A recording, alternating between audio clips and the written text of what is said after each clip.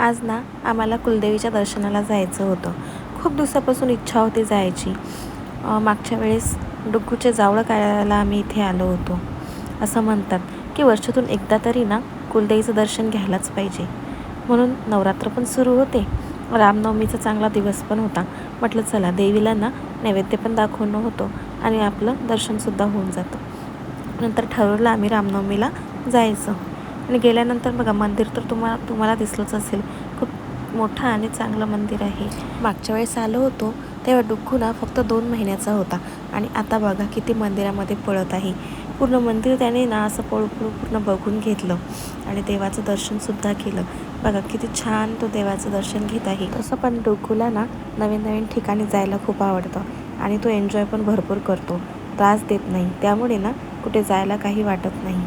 नंतर आईने आणि मी देवीची पूजा करून घेतली, देवीची ओटी भरून घेतली आणि नैवेद्य चढवायचा होता ते सुद्धा करून घेतलं. खूप दिवसाची इच्छा होती जायची, ती इच्छा ना पूर्ण करून घेतली. कारण पुढे पुढे ढकलत गेलं ना तर राहूनच जातं आणि असं म्हणतात की तोंडातून काढलं ना तर जायलाच पाहिजे. आणि यावेळेस आम्ही अकोल्यामध्ये होतो त्यामुळे जायला काही वाटलं नाही. नाहीतर पुण्यावरून इथे यायला ना खूप टाईम लागतो आणि लवकर येणं होत नाही, त्यामुळे जाणंसुद्धा होत नाही. डुग्गू तर साखरच घेऊन बसलेला होता. त्याला ना गोड भरपूर आवडते. त्याला गोड दिसलं तर खाल्ल्याशिवाय राहतच नाही. मग केळी असो किंवा साखर किंवा गोड पदार्थ काही पण. नैवेद्य वगैरे दाखवून घेतला आणि आरतीसुद्धा केली. इथे यायला ना आम्हाला सकाळी लवकरच यायचं होतं, म्हणून सकाळी लवकर उठून ना सर्व केलं आणि लवकरच निघालो होतो आणि 11ला आम्ही इथे पोचलो होतो. अकोल्याहून जास्त दूर नाही हे मंदिर, मूर्तिजापूरमध्येच आहे, हिरपूरला.